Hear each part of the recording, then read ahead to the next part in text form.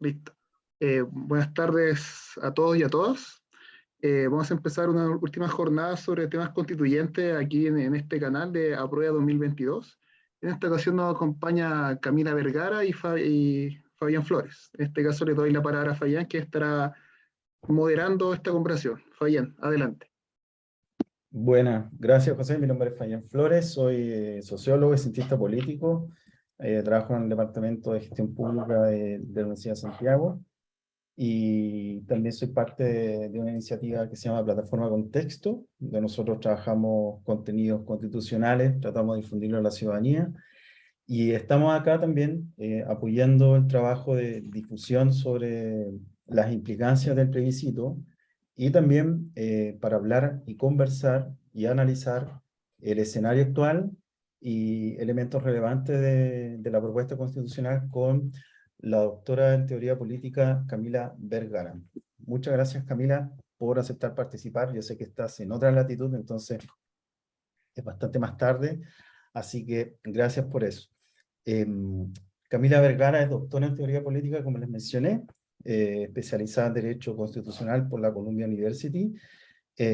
Actualmente, si no me equivoco, está haciendo un postdoctorado en Cambridge, si estoy en lo correcto, y su trabajo tiene que ver con el análisis del denominado perspectiva del constitucionalismo plebeyo, el populismo y la libertad de expresión. Uno de sus trabajos más importantes es el libro República Plebeya, Guía Práctica para Constituir el Poder Popular, publicado en el 2020 por Sangría Editora. Y también Corrupción Sistémica, Ideas Constitucionales para una República Antioligárquica, publicado también en 2020 por Princeton University Press. Así que, bienvenida Camila, muchas gracias por participar de esta conversación. Muchas gracias por invitarme y por esa generosa introducción. Está todo correcto, pero lo único que ahora estoy en Estados Unidos de pasada, así que estamos en la misma latitud, así que no es tan tarde. No es tan tarde, ok, entonces vamos a comenzar. Voy a tomarme la patudez de desordenar un poquito la pauta que te enviaron y voy a tomar parte del libro de Corrupción Sistémica, la versión en español, y quiero hacer, bueno, lo voy a citar, es un párrafo un poquito largo, y después te voy a hacer una pregunta alrededor del párrafo. Dice lo siguiente, a propósito de las constituciones, creo yo. Los marcos constitucionales de hoy no tienen ninguna institución para que el pueblo se exprese y efectivamente pueda controlar a las élites que gobiernan, y por lo tanto han dejado al pueblo vulnerable ante una oligarquía rapaz. Entonces, la pregunta que te hago, quise recortar el párrafo que era bastante más largo, pero en función de ese extracto, ¿qué de nuevo o qué de distinto nos trae esta propuesta de nueva constitución? Porque se aprobaron bastantes mecanismos o nuevos mecanismos de democracia directa, iniciativas populares de norma, plebiscitos revocatorios de ley, el referéndum a nivel local. Entonces, hablando sobre este tema macro de distribución del poder y sobre todo sobre la necesidad de tener instituciones efectivas para que el pueblo se exprese y pueda controlar a las élites desde ese estándar, ¿qué nos puedes decir? ¿Cómo observas tú la propuesta de nueva constitución? Bueno, primero que todo, gran párrafo que leíste, está bueno, en el sentido de que da a conocer la idea del constitucionalismo plebeyo, en el sentido de que nuestras organizaciones constitucionales, nuestros órdenes políticos, hoy tienen el gobierno representativo, que nosotros elegimos a través del voto, entonces delegamos nuestra soberanía, por así decirlo, nosotros no la ejercemos, sino que la delegamos, y comparado con los órdenes políticos antiguos, como la República Romana antigua, en que el pueblo mismo, los comunes, las personas comunes y corrientes, tenían su propia institución para que tenía el poder de vetar cualquier ley o política que viniera de la aristocracia, ya el Senado, que hoy día podríamos decir es el gobierno representativo, aunque hoy día nuestras aristocracias no son hereditarias, las elegimos a través del voto, eso no es muy distinto a lo que tenían los antiguos. Pero nuestros órdenes no tienen ningún tipo de institución a través de las cuales el pueblo puede realmente vetar la acción del gobierno. ¿Ya? Eso es como que nosotros delegamos el poder y nos quedamos sin nada. Esta nueva constitución tiene algunas innovaciones en ese sentido que tú ya dijiste algunas.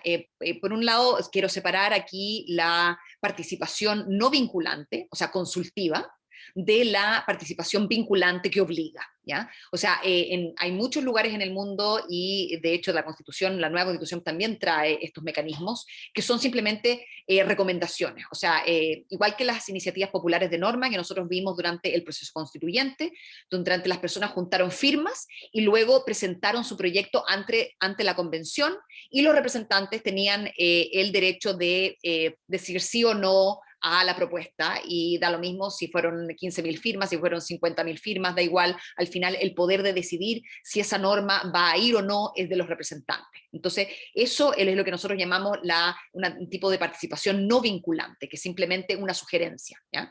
Eso existe y existía antes y nunca se ha ocupado realmente porque no tiene poder. Pero por el otro lado tenemos las dos innovaciones en términos de democracia directa, que es la participación en términos de derogación de ley, de revocación de ley, de leyes antiguas, y aquí quiero referirme a los primeros 4 años de la transición, ya que no solamente la Constitución nos da el derecho a derogar cualquier ley nueva, ¿ya? que se acepte durante este nuevo ciclo constitucional. O sea, si se aprueba el 4 de septiembre, nosotros tendríamos el derecho de revocar cualquier ley nueva, ¿ya? Pero también nos da 4 años para derogar leyes antiguas, leyes que hayan sido aceptadas durante el otro orden constitucional. Entonces, la ley de pesca, la ley de AFP, por ejemplo, todas estas leyes que vienen del antiguo orden, que a las personas no le gustan y que el Congreso se ha negado a derogar y a cambiar. Entonces, aquí el pueblo podría tener una forma de marcar la pauta, porque cuando uno obliga a la derogación de la ley, significa que la ley, que no puede haber un vacío, sino que tiene que haber una alternativa y tiene que ser rápida. Entonces, el pueblo puede marcar en el fondo la pauta de esta transición, ¿ya? Y por el otro lado, el otro mecanismo es la iniciativa popular de reforma constitucional. Aquí, con 10% del padrón electoral, con 1.5 millones de firmas, de patrocinios, el pueblo puede llamar a plebiscito para reformar la Constitución. Entonces, un ejemplo es la nacionalización de la industria del cobre, que fue algo muy peleado en la convención y que no se aprobó, es algo que algunos activistas quieren poner en la nueva constitución. Otros activistas quieren poner, por ejemplo, la ley de amnistía para poder liberar a los presos y presas de la revuelta, que básicamente han estado en la cárcel por montajes o por diversas razones, en el fondo asociadas a la protesta, y que el Congreso no aprobó la ley de amnistía y luego la convención tampoco la aprobó. Entonces es posible que el pueblo, a través de la reforma constitucional, también lo pueda hacer. Entonces esta es una forma en que la nueva constitución le da al pueblo una forma de vetar, al igual que las antiguas instituciones romanas, en el fondo plebeyas, tenían ese poder de vetar lo que venía del gobierno representativo porque era opresivo. Eso se le da hoy al pueblo chileno la posibilidad de llamar a plebiscito para así vetar esa acción o cambiar las leyes básicas, impulsar el cambio social a nivel constitucional. No se dio la iniciativa popular de ley, se dio solamente la indirecta, que es a través del Congreso, que para mi gusto eso no sirve absolutamente para nada, y de hecho el estudio comparado, por ejemplo en Ecuador, donde se incorporó la iniciativa popular de ley indirecta, han habido 21 proyectos hasta ahora de iniciativa popular con toda la cantidad de firmas que esto implica, y ninguno de ellos ha llegado a buen puerto. Entonces puede decirse que en más de una década en el fondo el pueblo se ha movilizado con firmas y al final no ha llegado a nada porque es el tapón en el fondo en el Congreso. Y por el otro lado tenemos una institución nueva que Chile es casi el último país en América Latina en obtenerla, que es la Defensoría del Pueblo, ¿ya? El único otro país es Uruguay, que realmente no lo necesita porque los derechos humanos están siendo protegidos en ese país, pero Chile es el único país en Latinoamérica que no tenía esa institución y que ojalá que la tenga, ¿no es cierto? Que ojalá que se apruebe esta nueva institución. Y esta defensoría, al igual que otras en el mundo, también es en términos, no tiene poder vinculante, en el sentido de que no puede juzgar a nadie, ¿ya? No puede iniciar leyes, pero sí puede recomendar. Entonces, aquí hay un espacio en que la Defensoría del Pueblo puede monitorear y puede detectar patrones de violación de derechos humanos, querellarse, ¿ya? Y además recomendar al Congreso las leyes necesarias para, en el fondo, cambiar, cambiar estos patrones, ¿ya? De conducta, que no es solamente individual, como pasa ahora, que en el fondo la Defensoría apoya o las instituciones, el Ministerio Público apoya una persona que está siendo violada a sus derechos, sino que este es para los patrones. Entonces, en ese sentido, no es una institución plebeya de por sí, en el sentido de que no es el pueblo mismo obligando a esa institución a moverse, pero sí es una institución que es indirectamente plebeya, en el sentido de que el defensor o defensora del pueblo va a ser elegida por las organizaciones sociales y de derechos humanos, que esto es un cambio bien importante, ya que antes todas estas instituciones son por cuoteo, ¿ya? Entonces ahora va a haber una terna de las organizaciones de derechos humanos y de organizaciones sociales, y de esa terna el Congreso va a elegir. Entonces va a ser alguien que va a ser apegado al pueblo en ese sentido, y no una persona política de un partido u otro, que es lo que pasó, por ejemplo, con el Instituto de Derechos Humanos y Sergio Mico. Entonces, por ejemplo, es algo que ha pasado y que se cooptan las instituciones de esta forma. Entonces, es posible que la Defensoría se mantenga plebeya en ese sentido, que se mantenga apegada al pueblo, a las personas comunes y corrientes, y sea un defensor real de esos derechos humanos. Gracias, Camila. Mira, voy a continuar con ese mismo párrafo. Voy a tomar otro extracto y dice lo siguiente. Hoy en día, el pueblo está atomizado y su poder se ha reducido a seleccionar representantes. El alto grado de corrupción política en la mayoría de los sistemas representativos evidencia que las elecciones no son un medio efectivo para controlar a los funcionarios públicos que redactan leyes corruptas o apoyan políticas que benefician a empresas poderosas en detrimento del bienestar común. Después, arreglón seguido, dice, no, o sea, del siguiente párrafo, dice, el poder político es hoy de facto oligárquico. Entonces, si nosotros consideramos o tomamos como valer esas premisas para pensar Chile, la pregunta que yo hago es, ¿qué pasa, por ejemplo, con la misma estructura del artículo 158 que acabas de mencionar, donde la ciudadanía, un pueblo atomizado, tendría que esforzarse para juntar nada más ni nada menos que un 5% de firmas, o sea, serían 750.000 firmas. Y aquí yo lo digo desde el punto de vista, me imagino que tú haces un contrapunto importante entre el poder constitucional, que es un poder formal, y un poder material.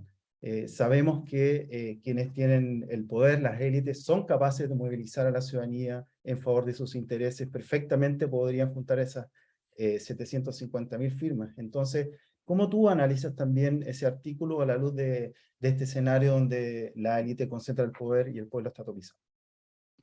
Sí, esto es muy interesante, ya que es como es como la historia del huevo y la gallina. ¿Qué viene primero? ¿Viene primero la organización popular o viene primero la herramienta que ayuda a la organización popular? Porque cuando nosotros hablamos de una efectividad política, de cuando uno gasta su tiempo ya en organización, si uno espera tener un poder y poder cambiar el mundo, es mucho más probable que uno se involucre para cambiar el mundo. Pero si uno no tiene ningún poder, no hay ninguna iniciativa, no hay ningún beneficio mío de, en el fondo, entregar mi firma, de informarme de nada. Entonces, creo que el entregar las herramientas va a hacer que el pueblo de a poco empiece a agarrarle vuelo, en el fondo, al poder, en el fondo, a poder ejercer el poder de esta forma y marcar la pauta. Lo que tú dices es un peligro real, que es que los grupos que ya están organizados son los grupos oligárquicos, ¿ya? Y lo vimos con las iniciativas populares de norma, que las primeras iniciativas que adquirieron las 15.000 firmas fueron impulsadas en el fondo por grupos empresariales, ¿ya? Y de partidos políticos. Entonces, porque claramente tienen esa red. ¿Ya? Y obviamente, y la democracia es para todos por igual, no vamos aquí a diferenciar del pueblo bueno del pueblo malo. Lo que hay que hacer es poder, porque hay que recordar que este poder de llamar a plebiscito es simplemente llamar a plebiscito. Al final las personas van a decidir por mayoría si quieren o no el cambio. Entonces, llamar a plebiscito es la primera etapa, y eso es algo difícil de hacer, ¿ya? Sin embargo, cuando hicimos el experimento de las iniciativas populares de norma a través de la plataforma, se tuvo muy poco tiempo. Yo estuve involucrada ahí codo a codo con las organizaciones y muchas de ellas tuvieron menos de un mes para poder juntar 15.000 firmas. Y aún así lo lograron. Y en la plataforma completa participó más de 1 millón de personas. Entonces, si en menos de un mes, sin ninguna propaganda de nada, pudimos tener 1 millón de personas patrocinando iniciativas, es probable que se pueda hacer, ¿ya? Entonces, es posible. Y por el otro lado, tenemos que esta idea de el poder de derogar leyes, son leyes que ya están escritas en el fondo. Entonces, lo que tenemos para derogar son muchas leyes malas, ¿ya?, que hay que sacar. Por ejemplo, la ley de pesca, que es una ley que se hizo con corrupción en el fondo, que está probado que fue una ley corrupta y que aún sigue vigente, ¿ya? Y aquí la Cámara de Diputados está tratando de derogarla, pero nuevo el Senado es el gran tapón, ¿no es cierto? Entonces es probable que siga vigente. Entonces hay mucha ley mala que derogar, ¿ya? Entonces en ese sentido, desde la derecha o de la parte reaccionaria, es más difícil que ocupen esa herramienta para derogar leyes antiguas, ¿ya? Lo más probable es que traten de derogar leyes nuevas.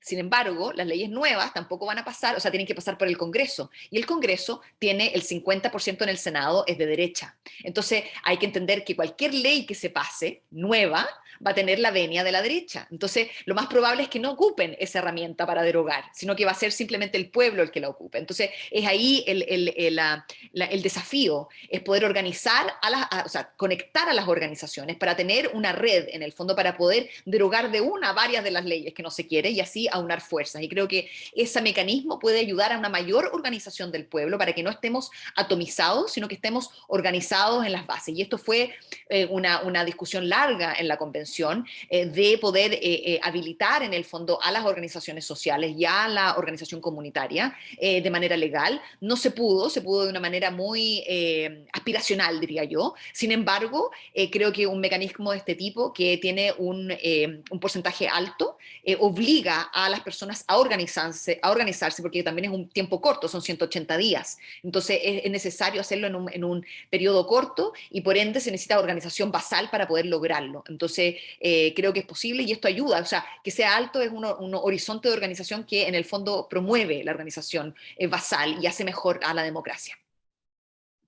Bien, gracias Camila. Mira, colateralmente a eso hay una promesa implícita en las normas de paridad, especialmente de cómo transformaría, no se espera que la presencia de al menos 50% de mujeres en el Congreso y otras instituciones del Estado, órganos autónomos, etcétera, empresas, mejoren la calidad de la política. Me gustaría preguntarte qué significa eso para ti desde el punto de vista de tu análisis del constitucionalismo plebeyo y de la teoría democrática liberal. Sí, mira, primero que todo, hablar un poco de la norma, de la paridad, así entendido de la paridad, la idea del 50-50, porque eso es lo que es un par, ¿no es cierto?, que tenemos una igualdad. Y eso fue un problema desde el principio en la mesa técnica, en que se fue entendido como un 50 y 50 y no como un piso. ¿Ya? Y eso hizo que, de hecho, 7 mujeres tuvieran que darle sus escaños en la Convención Constitucional a hombres, ¿ya? Porque hubo un mal cálculo y se pensó que las mujeres iban a obtener menos votación y obtuvieron más. Entonces, al final, para hacer la paridad, tuvieron que dejar sus cargos y dárselo a los hombres, ¿ya? Entonces, eso fue un escándalo, trataron de que no se supiera mucho, pero eso fue. Y eso se arregló en el texto, diciendo que básicamente la paridad era entendido como el 50% como un mínimo, ¿ya? Y no como un techo. Entonces ahora las mujeres pueden ser mayoría en cualquier organismo del Estado, entonces el 50% es simplemente un mínimo, ¿ya? Y eso obviamente es un avance en el sentido simbólico y también de que las mujeres pueden ver a otras mujeres ejerciendo el poder y en posiciones de poder, lo que ya ayuda a un cambio cultural, ya en términos de que ayuda también a la violencia de género, tener a mujeres en posiciones de autoridad, eso hace que como cultura vayamos evolucionando en el fondo a una sociedad más tolerante y más respetuosa de los derechos de las mujeres, ¿ya?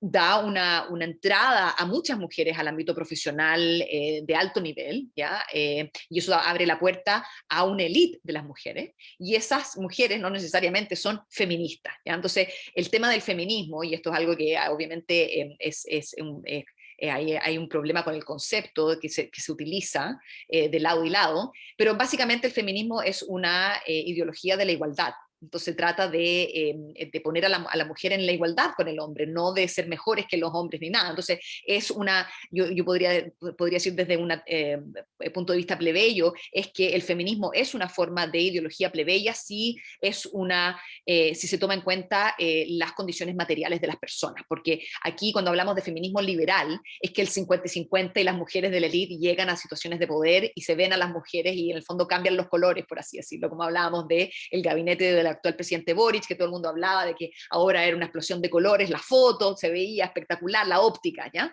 Entonces el liberalismo en general es formalismo y óptica. Pero cuando hablamos de las condiciones materiales, vemos que da lo mismo si las mujeres llegan al 50% de las posiciones de poder. Al final lo que importa es cómo las mujeres de los sectores populares son tratadas, ¿ya? Entonces no sacamos nada con avanzar a la élite sin avanzar al pueblo. Entonces creo que es necesario ir mucho más allá de la paridad, que eso es necesario, pero eso es simplemente el principio, no se puede, no nos podemos quedar en eso, y es probable que se pueda quedar simplemente en eso, que ya obtuvimos la paridad que más queremos en el fondo. Entonces creo que ahí hay que empujar por ejemplo, el derecho a el sistema de cuidados, que es una innovación que viene en la nueva Constitución. Eso va a cambiar la vida de muchas mujeres, porque muchas mujeres de clase trabajadora no tienen el dinero para enviar a sus hijos a el jardín y en el fondo tener cuidados en general, entonces no pueden trabajar y por ende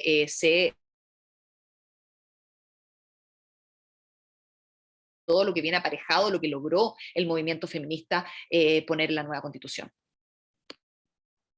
Gracias, Camila. Al respecto, tú mencionaste, bueno, el sistema de cuidados, hay una norma que se reconoce el trabajo doméstico y el trabajo de cuidado dentro del hogar, que es una sobrecarga que cae sobre las mujeres principalmente, y exige al Estado deberes de reconocer a través de políticas públicas y también fomentar la corresponsabilidad, es decir, de que no sea la mujer el centro de esos cuidados, sino que hayan otros actores que se hagan cargo. Y también está lo que aparece en las normas de seguridad, que crea el sistema de seguridad social. Ya dile, dile, hola tía. Que apaguemos los micrófonos. Ahí sí. Gracias. Entonces te quería, se me fue un poco la idea, pero estaba hablando de... Sistema de cuidados. Los sistemas de cuidado, ¿verdad? Entonces, esa norma es súper relevante y me gustaría preguntarte, a la luz de algunas conversaciones que yo he tenido con gente en zonas periféricas de Santiago, cuando uno les presenta la norma de seguridad social, hay algo así como un dejo de decepción, porque en realidad no aparece ese mecanismo, o sea, aparece nuevamente la promesa de que el Estado se va a hacer responsable en los momentos en donde donde las personas no pueden hacerse cargo por sí mismas, no pueden participar del mercado del trabajo, o caigan en enfermedad, etc. Entonces, hay algo así como un conjunto de emociones bien complejas a la hora de afrontar este escenario de cara al plebiscito, con algo de escepticismo y que dista mucho de lo que pudimos percibir del movimiento de mujeres o movimiento feminista en la segunda vuelta que derrotó José Antonio Kast. Entonces, me gustaría que pudieses pronunciarte sobre eso, si es que hay algo ahí, una distancia tan grande entre los textos constitucionales y las emociones de las personas. ¿Cómo tú ves eso? Texto en general, y hablamos en todos los ámbitos, es muy aspiracional, en términos de que traza un mundo que podría ser muy bueno, pero que recae en la legislación. Entonces, mandata, y esto lo hemos visto en otras constituciones, que se mandatan sistemas y que nunca se llevan a cabo, porque necesitan una ley que nunca pasa por el Congreso y entonces por ende puede ser 10 años hasta que tengamos ese sistema de cuidado, ¿ya? Entonces todo depende de la voluntad política del Congreso y del presidente de llevarlo a cabo. Y el problema es que como en Chile tenemos tantos hoyos que tapar, hay que priorizar, porque no hay plata para todo, ¿ya? Y no hay tiempo para todo. Entonces ¿qué va a ir primero? ¿Ya? Y eso es muy importante, que hay que tenerlo claro, y el escepticismo es real. Sin embargo, desde el punto de vista constitucional y legal, la nueva Constitución nos da herramientas para forzar el cambio, ya que está entendido como un derecho humano La autonomía del cuerpo, por ejemplo, es algo muy, muy importante. Entonces, si uno como feminista quisiera empujar la legislación y uno pudiera empujar a través de las cortes, de los tribunales, uno puede hacerlo porque ahora hay piso jurídico para hacer cosas que antes no habían. Entonces, claro, es una batalla y eso hay que entenderlo, que el día que se aprueba la nueva constitución, ahí empieza la lucha real de materializar el texto y la lucha que va a ser entre el Congreso, que es un Congreso antiguo, dominado por la derecha, ¿ya? Y por ende reaccionario, que pueden legislar mucho, tratando de arrojar en el fondo leyes lo más minimalistas y conservadoras posibles, o bloqueando toda la legislación y básicamente poniéndole más presión a la olla de presión social que tenemos, ¿ya? Entonces creo que hacer una lucha que ahí los mecanismos de democracia directa pueden forzar la mano, ¿ya? Y por el otro lado, el activismo judicial, en el fondo ir a los tribunales, ir al defensor del pueblo, porque el defensor del pueblo tiene que recepcionar en el fondo todas las quejas y abrir causas, ¿ya? Y a través de los distintos mecanismos que nos ofrece la Constitución, empujar esa aspiración, ese marco aspiracional a que se materialice, ¿ya? Entonces la lucha empieza, pero la nueva Constitución nos da una posibilidad de empezar la lucha, porque la antigua Constitución no nos da ninguna posibilidad. Entonces eso no nos da una posibilidad leal, lo único que nos da es los recursos de amparo, y los recursos de amparo, como el derecho sobre el cuerpo, por ejemplo, no está contemplado, entonces no hay posibilidad de que uno vaya a la corte a decir mi derecho como mujer está siendo violado, ¿ya? Entonces ahí nos da el marco jurídico, el piso legal para poder pelear nuestros derechos de manera individual o institucional. Gracias, Camila. Mira, otra pregunta, que estamos abordando varios pintos de temas, pero quería llevarte a la cuestión del crecimiento de la alternativa del rechazo, y que uno podría leerlo también como una suerte de rearticulación de los poderes conservadores que quieren defender el status quo. Entonces, a tu parecer, ¿cómo se explica esta rearticulación después de la aparente dura derrota que tuvo la derecha en segunda vuelta, y esto fue hace pocos meses? Entonces, ¿cómo tú visualizas eso y cómo se tienen que enfocar las energías para hacer campaña en favor de la aprobación del nuevo texto? Yo creo que hay mucha manipulación de las cifras y de la propaganda. O sea, hay que tenerlo claro que los grupos oligárquicos son dueños de todos los medios de comunicación en Chile. No hay ningún medio tradicional, nacional, que no sea parte de este oligopolio. Y todo el oligopolio está en contra de la nueva Constitución. Entonces, eso es algo que hay que tenerlo claro. Entonces estamos peleando contra una maquinaria, ¿ya? Y la misma maquinaria que produce las encuestas. O sea, ya lo vimos con la elección de los constituyentes. Si ustedes recuerdan, todas las encuestas, todas, no había ni una que le diera más de un 5% a los independientes, ¿ya? Y los independientes, ahí depende cómo uno mida la cantidad de independientes, porque algunos independientes no eran tan independientes, pero ahí podemos tener que por lo menos un tercio de la convención era 100% independiente, ya de movimiento social o de organización, ya ahí, y ahí algunos de ONG que no eran tan organización, pero por lo menos decir no eran de partidos políticos, ya, y eso es algo que no se pudo predecir. Esas listas ganaron un porcentaje que no se pudo predecir en ninguna de las encuestas. Entonces, ¿por qué creerle hoy día a las encuestas diciendo que el rechazo va subiendo? Yo, la verdad es que soy súper escéptica con eso.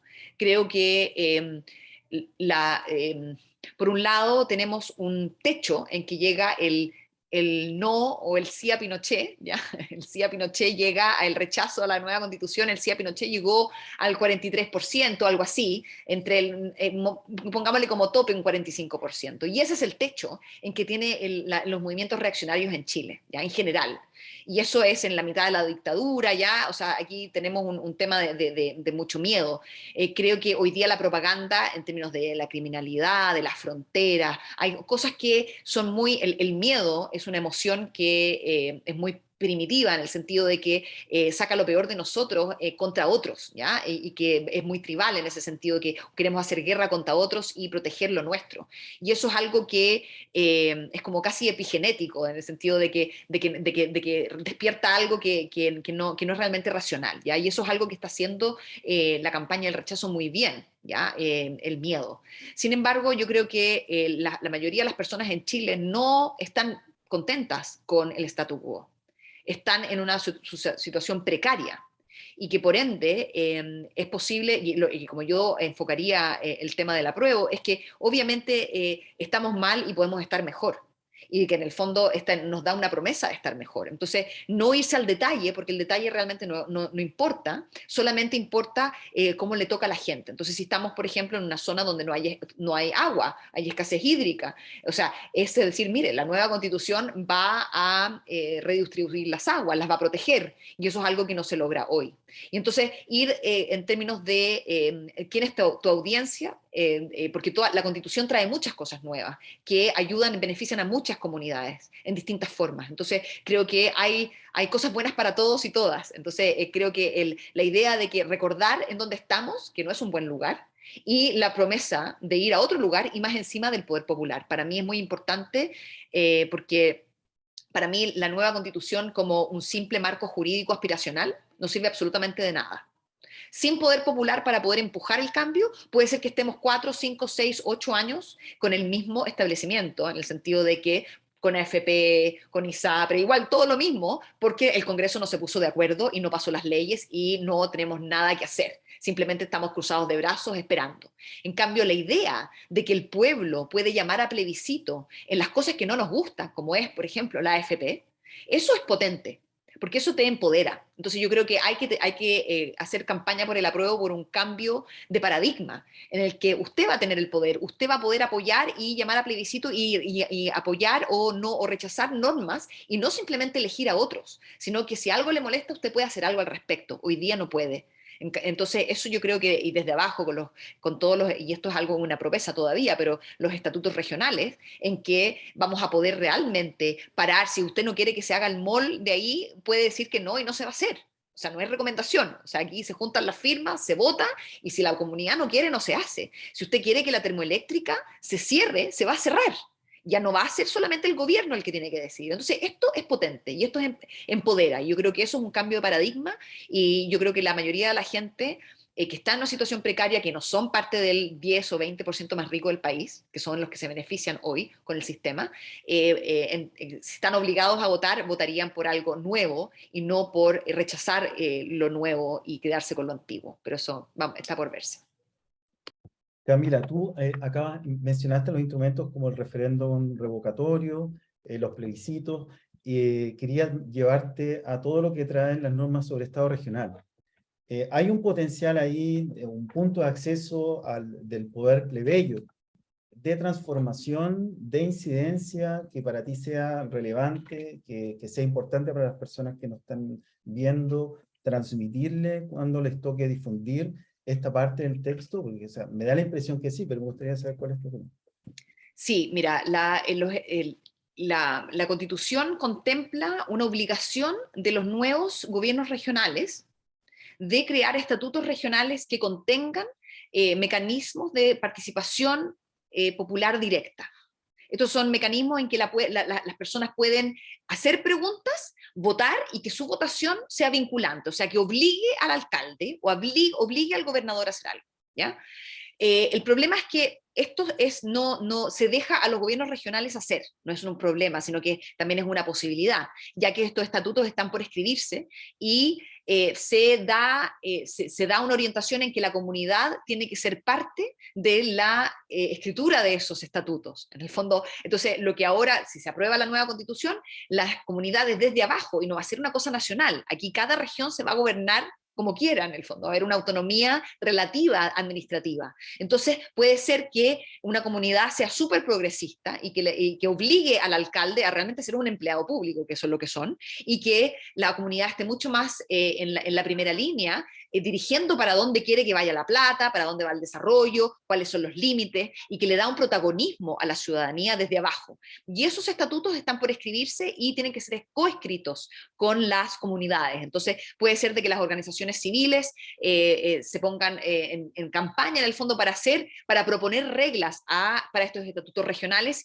que den mecanismos de democracia directa local que no se contemplan en la nueva Constitución. Por ejemplo, hoy día no se puede parar una zona de sacrificio. O sea, la idea de llamar a referendo regional o comunal porque se va a poner un vertedero, por ejemplo, y las personas no quieren, eso no es vinculante hoy y no está en la nueva constitución, pero sí en potencialidad, porque eso es lo que estaban pensando los convencionales y eso es lo que es la idea de que las personas puedan llamar a referéndum y que también su votación sea vinculante y que no sea una mera recomendación, que es lo que pasa hoy y que algunos quieren que pase. También puede haber esa consulta, ¿ya? Pero la idea del plebiscito popular vinculante, eso es algo que puede revolucionar el país, en el fondo, puede cambiar realmente las cosas porque las personas van a tener una herramienta, pero eso hay que empezar a empujarlo desde abajo ahora y va a haber una involucración, un involucramiento en el fondo de la ciudadanía en estas reglas. Bien, colateral a eso, me imagino que también te ha tocado mirar las normas sobre derechos de los pueblos originarios, de los pueblos y naciones indígenas. ¿Cómo tú puedes apreciar un potencial transformador o democratizante o un poder plebeyo a través de esas normas? ¿Y cuáles serían esas normas que te llamarían la atención en torno a eso?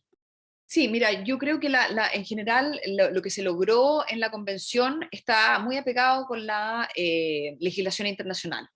No hay nada muy avanzado, sino que simplemente lo que ya dice el convenio 169, en el fondo, que es de los pueblos indígenas, y otras legislaciones y otros acuerdos que se plasman en la nueva constitución. Entonces, en ese sentido, no hay nada revolucionario. Y hay toda una pugna entre si la consulta previa, que es el gran derecho en el fondo de los pueblos indígenas del convenio 169, que si va a haber una explotación, por ejemplo, de recursos naturales, o va a haber cualquier intervención en el territorio indígena, esas comunidades tienen que ser previamente consultadas con información, pero aún así su respuesta, su consentimiento no es vinculante. O sea, puede ser, ahí va a ver si el Estado va a reconocerlo como vinculante o si lo va a ver como algo, como una recomendación y algo que tomar en cuenta, ¿ya? Y eso es algo que no está ni siquiera zanjado a nivel internacional, ya que a nivel internacional sí el Estado cumple con todas las normativas de medio ambiente, que son las normativas que el Estado se ha dado a sí mismo, claramente, ¿ya? Si se cumple con eso, entonces el Estado igual podría ir y hacer el vertedero, hacer lo que quiera, aunque la comunidad esté en contra. Y eso va a ser una lucha que se va a dar ahí in situ, ¿ya? Pero creo que lo más importante aquí es que se le va a dar autonomía a las regiones indígenas para que se autodeterminen. Y eso va a crear una sinergia y va a dar imaginación al resto del país también. Porque en el fondo son culturas que han estado oprimidas por tanto tiempo y que se mueven por otro tipo de cosmología que está en mucho más conectada a la preservación del medio ambiente, ¿ya? De esta idea del ecocentrismo, y que claramente nosotros como occidentales no sabemos mucho de eso. Entonces creo que el potencial es enorme en términos de lo que ellos pueden lograr en sus propias comunidades y que nosotros podemos copiar, ¿ya? Pueden llevarla, hacer sentido, pueden llevar el liderazgo, porque la nueva vigencia, o sea, los nuevos derechos más la autonomía regional, hace que se pueda experimentar con nuevas formas de sociedad desde lo local. Y eso creo que tiene un potencial enorme que no es posible realmente medir. Gracias, Camila. Te quiero llevar a otro tema que me imagino que toca también tus trabajos. Me acuerdo un poco de Maquiavelo y pienso en la importancia que él le da al diseño de instituciones plebeyas e instituciones de la élite como formas de canalizar conflictos. Y si no me equivoco, él también menciona de que el pueblo es un poquito mejor que las élites en defender las virtudes de una república. O sea, las élites tienden a corromperla, mucho peor que el pueblo. Y sobre esa premisa, yo te pregunto, ¿cómo tú aprecias esos mecanismos que permitirán fortalecer la república? O sea, en términos, ¿qué es para ti lo significativo que nos trae este texto constitucional, que va a permitir proteger a la república, que va a darle canalización a los conflictos sociales de mejor manera de lo que tenemos hoy en día? ¿Y cómo tú ves eso? ¿En dónde se expresa? ¿Dónde se materializa? Yo sé que es un poco redundante la pregunta, pero creo que es bien relevante porque hay algo ahí, por ejemplo, en el caso de las normas de plurinacionalidad, hay algunos que piensan de que sí va a permitir canalizar un conflicto que se está afrontando por vía que involucra el uso de armas y cosas de ese tipo y acciones extralegales. ¿Cómo tú lo ves? Mira, primero entender de que para Maquiavelo las leyes y las normas en general necesitan ser el producto de un conflicto institucional entre los pocos poderosos, que en el fondo que ejercen el poder, y los muchos, el pueblo plebeyo, los comunes. Entonces, para él, las leyes cuando son hechas solamente por los de arriba, aunque al principio puedan ser virtuosos, se van degradando porque si no tienen ningún contrapeso, ningún límite, y ellos mismos se tienen que dar los límites, tarde o temprano terminan corrompiendo. Si las leyes pasan a ser formas de oprimir, ¿ya? Y no normas para liberar o para proteger. Entonces, para él, la única forma en que las leyes realmente cumplan con su cometido, que es limitar el poder de los poderosos para que no abusen de la gente común y corriente. Las leyes son supuestamente al principio del tiempo, en el fondo, para proteger a los débiles, ya esta es la idea de la ley, pero sin embargo se usa como una herramienta para proteger los intereses de los poderosos. La única forma que eso no ocurra y que realmente cumplan con su cometido es que tengamos un poder popular que pueda resistir esa ley, que pueda decir no a esa ley, que pueda modificar esa ley, que pueda pautear, que pueda incluso hacer ley. Entonces, creo que todos los distintos mecanismos, no solamente los de democracia directa, pero como tú bien dices, la plurinacionalidad, dan recursos para que los que hoy están oprimidos puedan no solamente levantar la voz, sino también tener voto y tener poder para poder resistir esa dominación que viene desde arriba. Entonces, se abren los espacios, porque cuando uno tiene un formato, unas reglas del juego en que los poderosos tienen todo el poder y el resto está oprimido, siempre va a ser un conflicto de arriba hacia abajo, en el fondo, y abajo una resistencia que no va a dar mucho fruto. En cambio, cuando los de abajo están empoderados legalmente y los de arriba tienen que reconocer ese empoderamiento, entonces se pueden hacer mesas de diálogo de uno a uno, ¿ya? Entonces creo que abre las posibilidades para que los que están hoy día oprimidos puedan resistir, y no de una manera violenta, sino de una manera jurídicamente aceptable, ¿ya? Políticamente aceptable, institucional, en que eso se pueda canalizar en un cambio legal y no simplemente en un choque de fuerzas por fuera. Gracias. Mira, yo solo no sé si va un poco en línea con lo que mencionas, pero el inciso 5 del artículo 182 de la nueva propuesta le exige al Estado el deber de prevenir y sancionar los abusos en los mercados, cosa que es bastante relevante. También está, si no me equivoco, la norma al derecho a la vivienda digna, que es el artículo 51. El inciso 5, en la última parte, dice que el Estado debe establecer mecanismos para impedir la especulación en materia de suelo y vivienda, que parece ser una transformación, una intervención directa, ¿no es cierto?, sobre la especulación inmobiliaria y sobre el mercado de suelos, de tierra, que está absolutamente descontrolado, y también las normas que le dan atribuciones sancionadoras a lo que vendría a ser el nuevo servicio de los consumidores. Entonces, va en línea con lo que tú estás mencionando, porque pensando un poco en cómo se aterriza esa arquitectura republicana. Claro, esas son normas en el fondo que ayudan a la causa de la corrupción y la causa del desbalance, que es la desigualdad económica. De que tú no puedes, aunque tú estés empoderado políticamente, tú no puedes tener gente que no tiene casa en el fondo, porque esas personas no van a poder luchar y no van a poder proteger sus derechos, están oprimidas. Entonces, para crear, y ahí de nuevo Maquiavelo dice, hay dos ecosistemas en el fondo políticos sociales. Unos son conducentes a una monarquía o una oligarquía, en el fondo de arriba hacia abajo, jerárquica, donde hay una desigualdad terrible, ¿ya? Y esas son, si uno trata de hacer una república, ahí no va a resultar, sino que siempre se va a ir hacia la oligarquía y hacia la monarquía. Pero la república florece en un lugar donde hay más igualdad, donde la igualdad es relativa. Y aquí la idea es que tú no seas tan pobre que tengas que venderte a ti mismo y otros no sean tan ricos como para comprar en el fondo una comunidad, ¿ya? Entonces la idea de que no, tiene que haber, y que por lo menos para Maquiavelo, que era bastante premarxista, ya en ese sentido, que para él la medición es que todos debieran tener que trabajar para subsistir, de que el trabajo es algo que todo el mundo debiera hacer, que todo el mundo debiera ganarse la vida a través del trabajo y no de la especulación, no de la renta, ¿ya? Y todas estas otras cosas.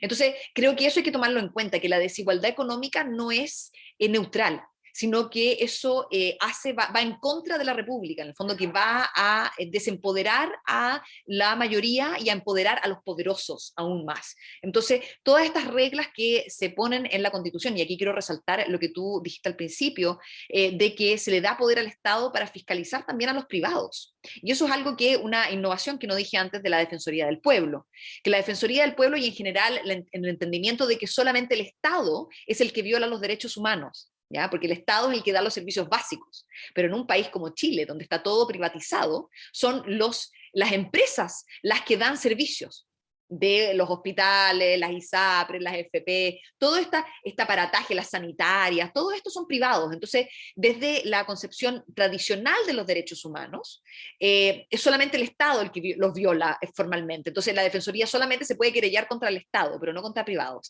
En cambio, como en Chile se hace la innovación y se le da el poder a la Defensoría para también fiscalizar la protección de derechos humanos en las empresas privadas que otorgan estos servicios básicos. Y eso se va en todo, al Estado se empodera, en el fondo, más allá de lo que se empodera a un Estado que ha sido más de bienestar, ¿ya? Porque se entiende que en Chile el sector privado es el que está más metido en la sociedad y el que está encargado de los abusos en general, ¿ya? Entonces creo que esa también es algo que ayuda. El tema de la especulación de los suelos es algo que se obliga al gobierno a producir una ley en 2 años, y esa es una de las leyes transitorias, que en 2 años tienen que tener una ley de vivienda que contemple la regulación de los suelos, ¿ya? Y esto es algo que se va a ver si se va a hacer, tienen 2 años para hacerla, y luego eso va al Congreso, y el Congreso tiene otros 2 años para aprobarla.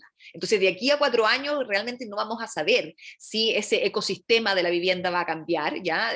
Si se va a poder lograr en el fondo limitar el poder de las oligarquías de seguir en el fondo comandando esta cantidad de riqueza, ¿ya? Pero es algo que de nuevo es aspiracional, pero que se puede pelear a través de las cortes, y el mismo defensor del pueblo puede decir, mire, se están violando los derechos humanos de las personas porque las personas siguen sin vivienda, entonces tenemos que empujar por este lado, nos podemos querellar por aquí o por allá, ¿ya? Entonces hay otras herramientas para lograrlo, pero creo que lo que tú traes es esta aspiración de poder controlar la desigualdad, empoderando al Estado para otorgar una mayor regulación en el fondo del mercado, que hoy día no tiene ninguna regulación, casi. Gracias, sí. También quería recordar el artículo 365 sobre las atribuciones del Ministerio Público. El inciso 3 también es relevante tal vez en ese sentido porque menciona la facultad exclusiva que tenga ciertos órganos de la administración para presentar denuncias y querellas, no va a impedir que el Ministerio Público investigue y ejerza la acción penal pública en el caso de delitos que atenten en contra de la probidad, el patrimonio público y lesionen bienes jurídicos colectivos. Me imagino esto está hecho también muy a la medida de lo que sucedió cuando el Ministerio Público no pudo investigar y ejercer acción penal porque el Servicio de Impuestos Internos, intervenido por todo el sistema político, no quiso levantar denuncia a propósito del caso SQM. Entonces, también estaría en línea con lo que tú mencionas. Sí, y también se puede agregar también la medida en que las personas que sean investigadas y sean condenadas por corrupción no pueden postularse a cargos públicos, que es algo que pasa hoy. Entonces creo que también hay una tendencia, como dices, un hilo anticorrupción que también viene a impedir que el dinero influya en la política, y eso es algo que viene como reacción a lo que hemos tenido, que esta gran corrupción de estos destapes.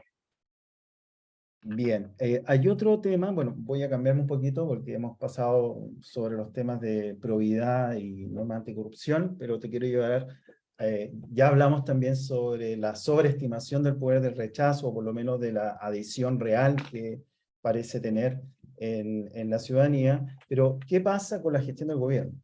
O sea, ¿debemos sobreestimar o subestimar la acción del gobierno en las implicancias que pueda tener en el setting de las personas, cómo ellas se acercan a pensar o votar el apruebo y el rechazo en el plebiscito? Entonces, ¿cuán importante es el trabajo, los errores, los aciertos del gobierno en el apruebo? Mira, complicada pregunta, ya que en términos de lo que se puede, lo que no se puede hacer ahora, en términos de campaña, es poco lo que se puede hacer porque ya ha sido el gobierno muy cauto en términos de la propaganda a favor ya, o de incluso informar han sido criticados, o sea, simplemente de decir que existe un plebiscito, o sea, ojalá el rechazo quiere que ni siquiera se sepa que haya plebiscito más o menos. Entonces hay un tema ahí de que se están atando de manos al gobierno de hacer algo, y el gobierno también está temeroso, en el fondo, de ser criticado. Y yo creo que eso es el máximo problema que la gente percibe, ya que hay que recordar que el mismo presidente fue el que firmó el convenio ahí de noviembre, de que pactó con la derecha, de que sigue la línea de la concertación, que se reúne con los expresidentes, que en el fondo se ve como una continuación de los 30 años, un poco más reformado por aquí y por allá. Entonces es difícil saber cuál es las emociones o lo que promueve en el fondo en las personas el gobierno en sí mismo, ¿ya? Porque tuvimos una votación en que se eligió el gobierno, pero básicamente en contra de un José Antonio Kast. Entonces hubo muchas personas que votaron a favor del gobierno, pero que no son realmente del gobierno, que son muy críticos, que simplemente no querían que llegara a Kast al poder. Entonces la posición del gobierno es muy precaria, y ha sido no transformadora, sino que al revés, ha tratado de moderar el cambio, y esto es algo que es mal percibido, porque la idea es que la gente quiere los cambios inmediatos. Entonces esta idea de que vamos a transformar el país a pasos cortos no vende mucho, ¿ya? Entonces no sé si apoya al apruebo o no que el gobierno se pronuncie, ¿ya? Creo que es mejor en términos de la ciudadanía, como en términos de empoderamiento popular, que esto ganara sin el apoyo del gobierno, y que el gobierno no sea el que sea como dueño en el fondo del apruebo, ya que vamos a ver que en la transición, se llega a aprobar la Constitución, vamos a tener un bloqueo del Congreso puro y duro durante 4 años, y eso no es nada más que el resultado de la negociación entre el gobierno y la oposición. O sea, la ley transitoria que en el fondo básicamente deja que el gobierno y el Congreso se queden hasta el 2026, es una aberración jurídica para empezar, algo que no ha estado en ningún otro proceso constituyente en el mundo, siempre se llaman a elecciones nuevas al año de ser promulgada la nueva constitución. Esto es un pacto con el demonio básicamente, y que vamos a tener un Congreso conservador durante 4 años que va a estar a cargo de la transición. Entonces, esto es algo que es muy mal visto, y que claramente no ayuda al apruebo, porque básicamente las personas piensan que esto todo es un enjuague, y que básicamente es una forma de continuar con lo nuevo, con lo antiguo, y que no va a cambiar nada. Entonces es complicada esa pregunta, porque depende del sector donde se mire, de si votó o no a favor del gobierno, si conviene o no asociar el apruebo con el gobierno o no, porque puede ser que al final el gobierno se coluda en el fondo con el Congreso más conservador, y no pasen las leyes, o que limpie su imagen también en términos de pasar leyes bastante buenas, pero sabiendo que se van a votar en contra, entonces por ende no se van a aprobar. ¿Ya? Entonces es bastante demovilizante eso. Entonces, la verdad es que no puedo contestar esa pregunta también. Sí, bueno, es un poquito compleja también de responder. Sí que te quería llevar a otro tema respecto a, me imagino, en tu vínculo con los movimientos sociales acá en Chile, movimientos locales, territoriales.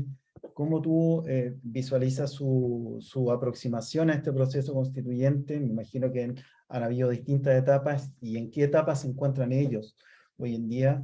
Yo tengo la sensación, como les comentaba al inicio a ustedes, a ti y a Juan Carlos, me sorprendió mucho, por ejemplo, la decisión del USACH de suspender la semana constituyente a falta de participación de los centros estudiantes. Entonces, en estos momentos es preocupante, pero no sé si eso es parte de la desafección o de la falta de organización y de manifestación pública que tienen las federaciones de estudiantes, eso fue uno particularizable a ese escenario, o se puede también rastrear a nivel de movimientos sociales y territoriales. ¿Qué están haciendo ellos? Sí, mira, yo trabajo con, la mayoría de las organizaciones con que yo trabajo son de democracia local. Entonces, desde ese punto de vista, esas organizaciones están a favor del apruebo desde el principio, ya que se aprobaron los mecanismos de democracia directa. Si no hubiera habido democracia directa en el texto, todas esas organizaciones estarían por el rechazo. Eso fue así, en el fondo se tomó esa decisión muy conscientemente. Por el otro lado, de las organizaciones sociales de base, por ejemplo, las de que apelaban al derecho a la vivienda, al derecho al agua, ¿ya? El derecho al transporte, que no quedó en la nueva constitución, pero aún así ellos ven, porque han estado el derecho a la salud, a la pensión justa, todo esto, todas esas organizaciones van a votar a prueba porque ven la potencialidad del cambio, ¿ya? Sin embargo, como tú bien dices, los estudiantes y yo diría la izquierda extraparlamentaria está casi en bloque, va a votar nulo. ¿Ya? Y es algo que también se ha discutido mucho, que en el fondo la derecha vota rechazo y la izquierda extraparlamentaria que no cree en esta cocina, en el fondo no cree en que el proceso mismo, como se vio, y desde mi punto de vista y de las organizaciones sociales con que trabajo, ha habido muchos desencantos, ¿ya? O sea, ha sido un camino muy largo, lleno de desencantos y de volver a pararse, ¿ya? De decir, bueno, nos vendieron de nuevo nos vendieron humo, nos traicionaron, en el fondo no nos dieron pasar, no nos dieron poder, sin embargo nos volvemos a levantar. Y ahora las organizaciones con que yo trabajo están muy potentes en términos de la pedagogía, de poder traspasar la idea de que en esta nueva constitución da lo mismo lo que diga, con el empoderamiento popular legal de que el pueblo pueda llamar a plebiscito para lo que quiera, ¿ya? Eso es algo potente, ¿ya? Y eso es lo que están tratando de enseñarle a la gente, que es algo que, si ustedes ven la franja y ven la publicidad, nunca se nombra la democracia directa, porque las personas que están por el apruebo de la concertación no les gusta la democracia directa, de hecho votaron en contra en la convención, ¿ya? Entonces hay un tema de que, que hay un miedo al empoderamiento popular. Entonces yo creo que es desde ahí donde tenemos que partir, de que esta nueva constitución te da el poder. Sin embargo, creo que ha sido muy difícil llegar a esta izquierda extraparlamentaria que está ya cansada de las múltiples traiciones y cocinas y baños donde se hacen los negociados, ¿ya? Y que ven de nuevo, ¿ya? Y para mí, por lo menos desde mi punto de vista, la ley transitoria que dejó a el Congreso por 4 años más y que esa ley se negoció al final, ¿ya? En la Comisión de Armonización, o sea, de las leyes transitorias y armonización, y fue como un gol de la última, ¿ya? Eso fue, creo que la gota que rebalsó el vaso para muchos y muchas. Entonces va a ser difícil volver a reencantar en el fondo a esa izquierda extraparlamentaria que no cree en el proceso, que ve que el proceso fue un proceso que fue viciado desde el principio y aunque se podría haber legitimado, las élites decidieron no hacerlo. Entonces creo que eso va a ser difícil y creo que la pedagogía va ahí a decir, esta nueva constitución te da armas para cambiarlo todo, en el fondo, para pedirlo todo si quieres, porque podemos reformar la constitución que es la ley básica. Y si logramos eso, puedes hacer lo que quieras en el fondo y tienes la posibilidad de hacerlo, lo otro no. Entonces, pero creo que está difícil, porque tenemos poco tiempo. Y para ir cerrando, Camila, una última, más que una pregunta, una solicitud en tus conversatorios, me imagino que has participado en bastante con sectores populares. ¿Cuál crees tú que es la clave, el mensaje a seguir transmitiendo en estos momentos en donde varios estamos haciendo campaña de distintos modos por el apruebo? Sí, yo creo que yo soy más partidaria de un realismo utópico, en el sentido de tenemos que ser realistas de lo que tenemos, no pintemos de rosado lo que no es rosado, ¿ya? Y veamos las posibilidades reales que tenemos y veámoslo con los ojos abiertos. O sea, Chile despertó y hay que ver todo esto con los ojos abiertos y no maquillar el proceso, no maquillar la nueva constitución, sino que ser realista y no tener temor a ser crítico del proceso y crítico del texto, ¿ya? Pero también resaltar lo bueno. Yo creo que ahí la gente entiende mucho más, porque cuando uno va a pintarle algo rosado, como aquí la alegría ya viene, inmediatamente las personas que son escépticas se echan para atrás y dicen, ¿sabe qué? Usted inmediatamente me está vendiendo humo, es parte de lo mismo, partido político, ideológico. En cambio, cuando uno dice, sí, ¿sabe qué? El proceso fue completamente cocinado, hubo mucho bloqueo, hay cosas buenas que se lograron, otras cosas que no se llegaron, hay mucho por hacer, pero básicamente estas son las cosas que vale la pena votar a favor, aunque sea una o dos cosas, ¿ya? Y cómo esas cosas nuevas van a cambiar tu vida, en tu comunidad, en el fondo, qué herramientas te van a dar a ti nuevas que hoy no tienes. Entonces creo que ese es el trabajo que hay que hacer y no vender la alegría ya viene, porque eso no corre, ¿ya? Y los invito a todos y a todas, uno, a ver la franja del apruebo hecha por el Comando por el Agua, y el Comando por la Democracia Directa, que son las organizaciones con que yo trabajo, más las asociaciones del agua a lo largo de todo Chile, y que nos dieron un gran total de 37 segundos, a base voluntaria, 100%, nadie recibe ni un peso en esto, hacemos videos que tengan conciencia social. Entonces vamos a apuntar a un diagnóstico de primero decirle, o sea, llamar la atención de lo malo que está en el país, en el fondo decir, esta es la desigualdad que vivimos, y tenemos que cambiar esto, de aquí no vamos a ir peor, en el fondo, esto ya está malo, en el fondo, entonces hay que darle una oportunidad a lo nuevo. Entonces esa es la idea, seamos realistas, no pintemos las cosas de colores cuando no lo son, y entendamos que el pueblo mismo es la esperanza, que nosotros somos la esperanza, que si nos dan el poder a nosotros, nosotros nos podemos cambiar, que tenemos que dejar de alegar y empezar a actuar, y que la nueva constitución eso es lo que nos da.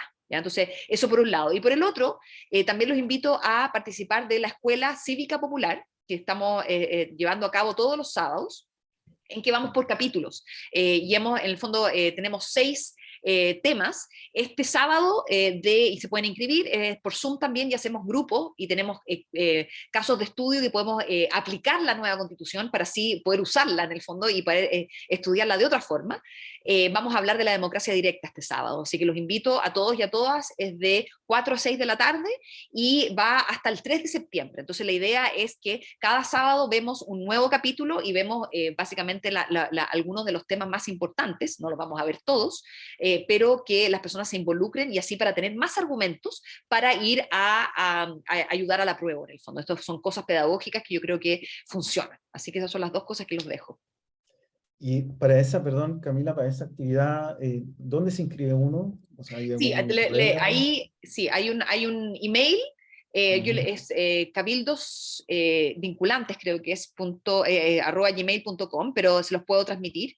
Ahí las inscripciones son por un formulario, básicamente te llega un link y tú te puedes meter a la página web, o también se puede ver a través de YouTube. Y ahí vamos a tener otra dirección de YouTube y de Facebook y Instagram y Twitter y toda la cosa, para poder ver la clase expositiva, que son con láminas, son con invitados. Por ejemplo, la primera clase fue sobre derechos humanos y defensoría del pueblo, y entrevisté a el juez Daniel Urrutia, que es juez de garantía, que es el que ha estado en el fondo liberando a los presos y presas políticas que han estado en detención ilegal, básicamente, y es el que ha estado ahí con los juicios de la primera línea, ¿ya? Y él explica el antes, lo que tenemos hoy y lo que podemos llegar a tener. Entonces creo que eso es muy interesante. Este sábado pasado tuvimos derechos sociales y económicos, pensión, vivienda, educación, está todo grabado, y la idea es que ustedes pueden ver eso. Ahora, en el fondo, es una hora expositiva, 45 minutos, y luego se entrega un caso de estudio, que también se comparte, y ese caso de estudio, la idea es que uno pueda ocupar el texto constitucional para resolver el caso. Por ejemplo, ¿cómo podemos lograr pensiones dignas? ¿Qué podemos hacer? ¿Qué nuevas instituciones podemos, en el fondo, a través de las cuales podemos canalizar? Entonces, para que así podamos utilizarla como una herramienta. Y eso se puede hacer en la casa con otra gente. La idea es deliberar y traer estrategias creativas de cómo atacar el problema. Entonces, se puede seguir en línea o asincrónico, ¿ya? Muy interesante la actividad, entonces están invitadísimos. Yo me imagino que Juan Carlos después o yo le difundiremos dentro de nuestra red de WhatsApp ese taller, y me dieron ganas de participar y por lo menos capturar la metodología y ver cómo se aplican en los grupos de amigos, con las tías, los vecinos. Así que muchas gracias por eso, Camila. No sé si Juan Carlos o alguien quiere añadir algo. Ahí vamos a pasar el dato por el WhatsApp interno de los apruebos. Sí, bien cortito. Gracias, Camilo, una vez más. Tenemos el canal nuestro y podemos subir, vale decir, todo lo que está ya hecho en la plataforma, podemos volverla a ponerla en la nuestra y ganar mayor, así que no hay ningún problema. Fantástico, porque la mayor es completamente, y se me olvidó decir que estamos trabajando con el Colegio de Profesores, porque la idea es que si se aprueba la nueva constitución, van a ser los mayores de 16 años que van a poder votar. Entonces hay que hacer una nueva educación cívica, que no es expositiva, no es acerca de cómo funcionan las cosas, sino que es acerca de tomar decisiones. Entonces va a haber una nueva metodología deliberativa dentro de las salas de clases. Entonces la idea es que este material que estamos produciendo sea usado en las salas de clases, en las nuevas educación cívica, y con la metodología deliberativa, con que los estudiantes puedan agarrar el texto constitucional y trabajarlo y estudiarlo, y para ver qué herramientas y qué poder pueden ejercer. Entonces esa es la idea de como el proyecto a largo plazo. Buenísimo, buenísimo, Camila. Muchísimas gracias también a los participantes que se sumaron por Zoom. Sabemos que estamos un poquito ya con muchas cosas, así que gracias de nuevo y nos vemos en otra actividad prontamente, espero. Y que nos vaya bien. Que nos vaya bien, como dicen por ahí. Sí, muchas gracias por la invitación y el espacio, así que cuando quieran estoy disponible. Gracias. Gracias, chao, chao. Gracias, chao. Bien. Chao.